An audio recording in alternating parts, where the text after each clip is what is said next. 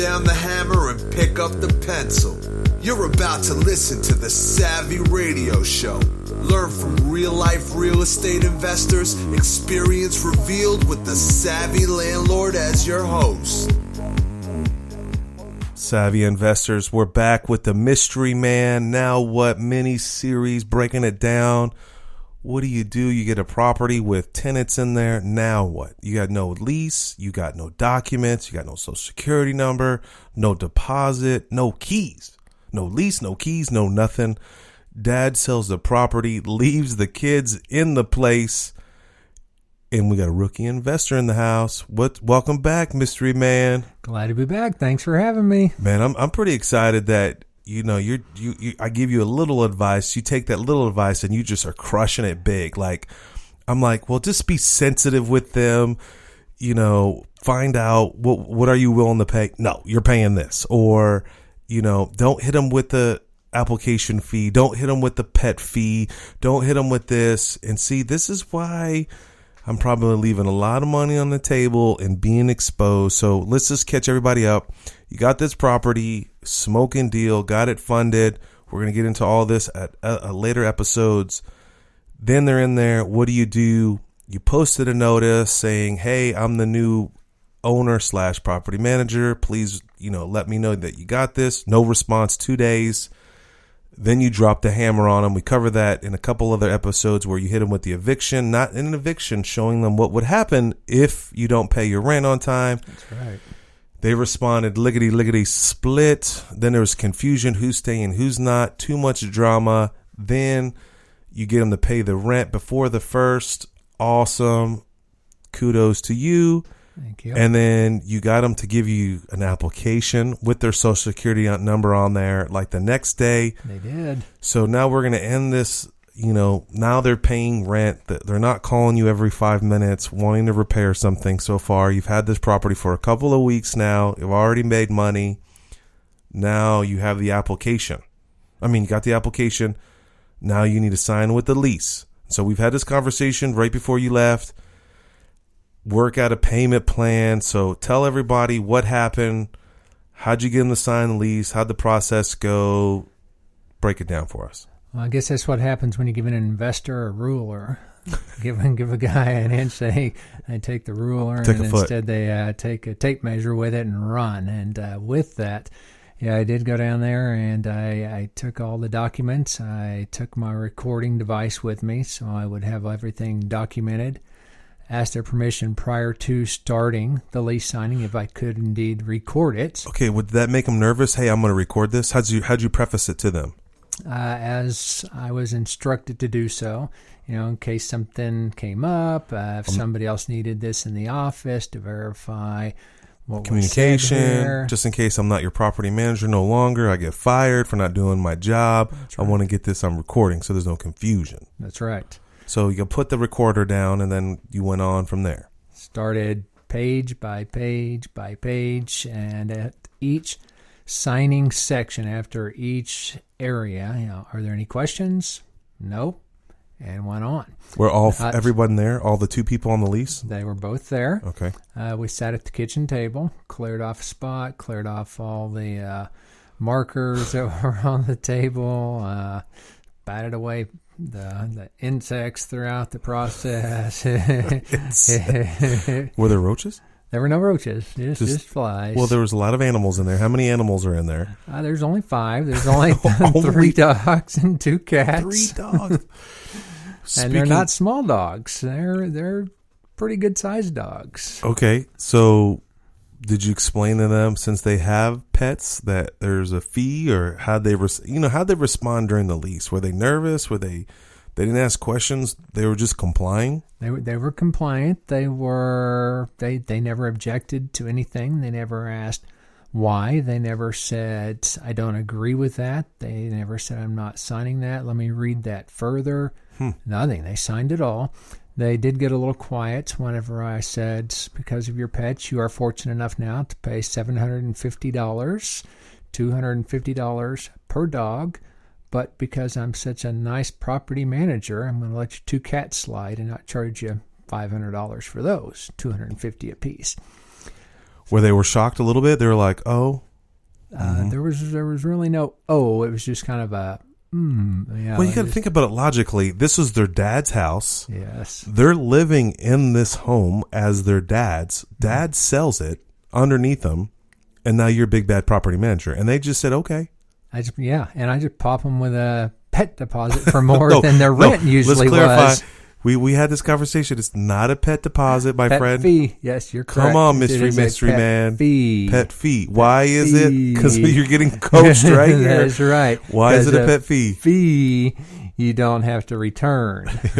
A deposit, by definition, is a deposit with hoping to get a return. That's correct. And Oklahoma City County judges like the word deposit because they just enjoy giving people their money back, regardless of the condition of the property. How bad 3 dogs pee all over the place and all the fur clogs up there, filters. Oh, yes. Cats kill it. Yeah. So probably should have been charging them $500 a piece for the cats. But anyway. But I'm just, most landlords would just bow down. Oh, you're in there. I'm just cashing $1,000 checks. But, reality, these are costs that you're going to incur. Just what Mystery Man just said. There's fur in the A coil, which is your heat and air system, which causes you money. If you catch this on the front end, hey, I know $250 is a lot of money. This is extra wear and tear on the property. And then, of course, you went into the notices that talked about maintaining the home and the system, and how'd they respond about you can't flush anything down the toilet. And I said, okay, and I explained there is a fee associated with if we call somebody out and it says here are the 12 items on the list, these circled here in the big red with the old Ghostbusters logo. What is those items? Condoms, cigarettes, tampons, paper towels, toys. Common sense things you would think, of your... But I've seen it all, man. Never mind. That's another episode. All right, keep going. So you went through this lease with them and you recorded it. What else did you do? How was the vibe?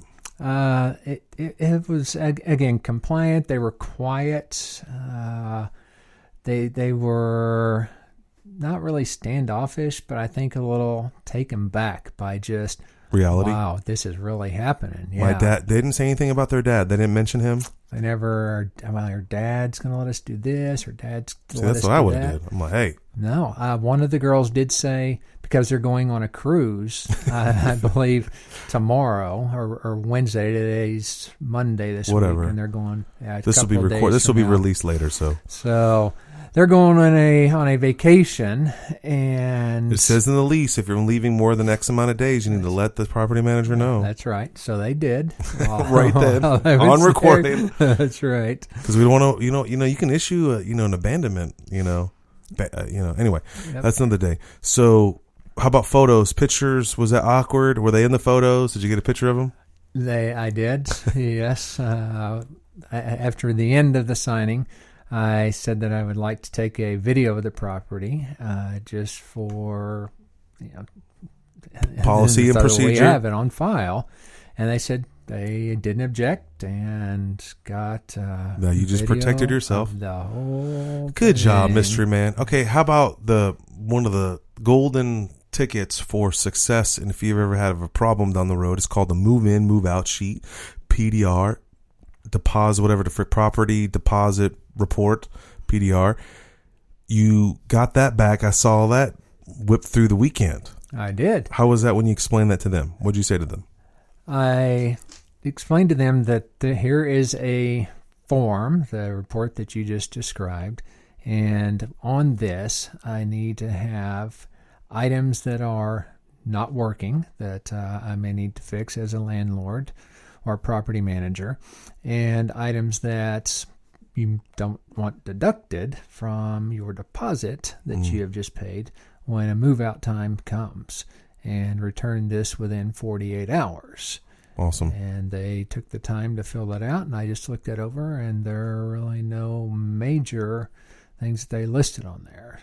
Cool. So, pretty fortunate. Well, if I was your teacher, I would give you an A. Okay, you did something else that was even awesomer, if that's a word, but you got them to pay for an application as well. I did. I added on the $35 a piece application fee. So there's a $70 fee in addition to that.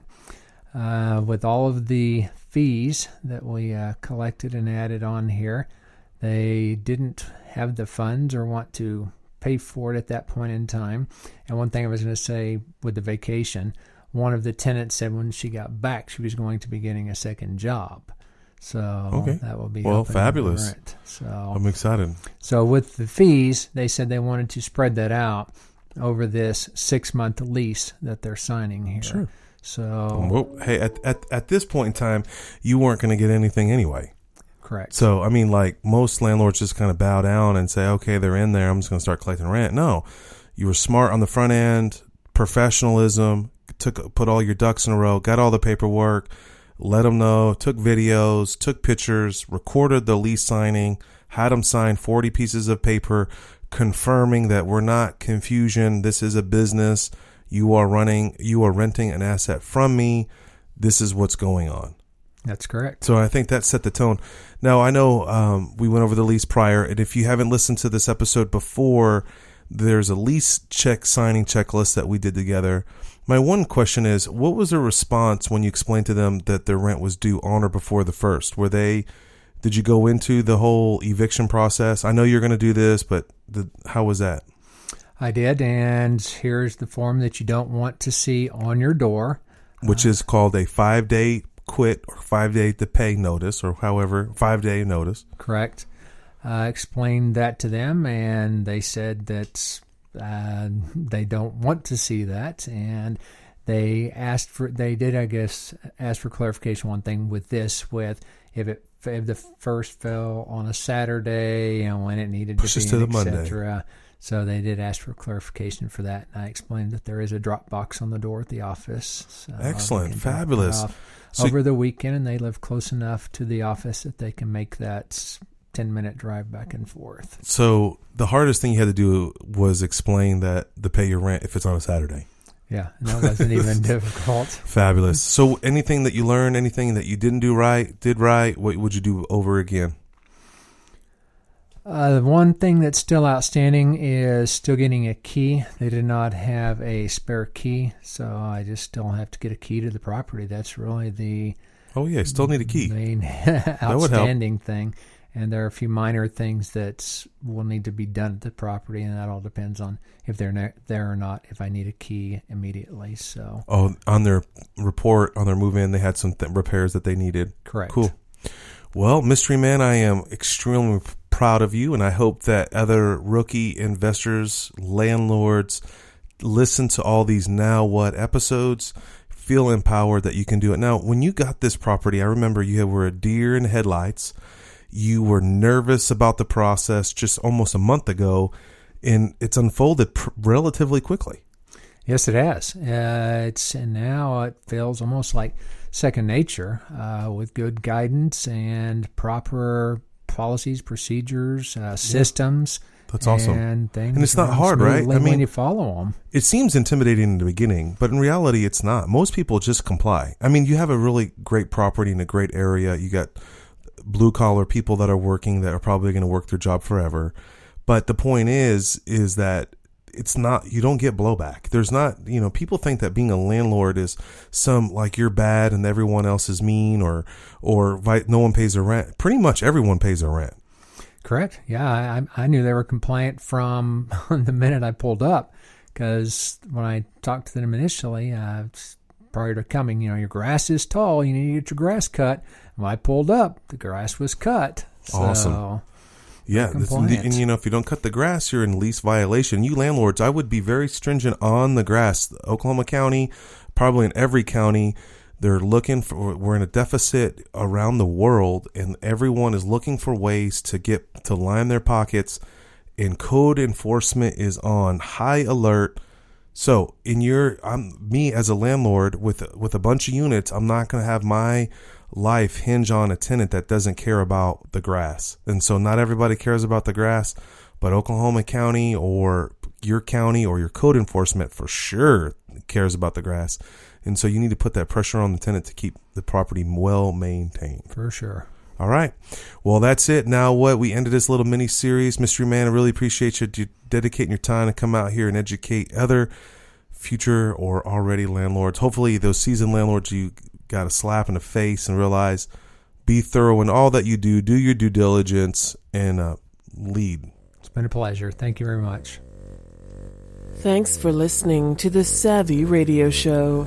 Glide online and listen to our other motivating episodes at savvyradioshow.com. Connect on Twitter at LandlordBook and always be buying assets.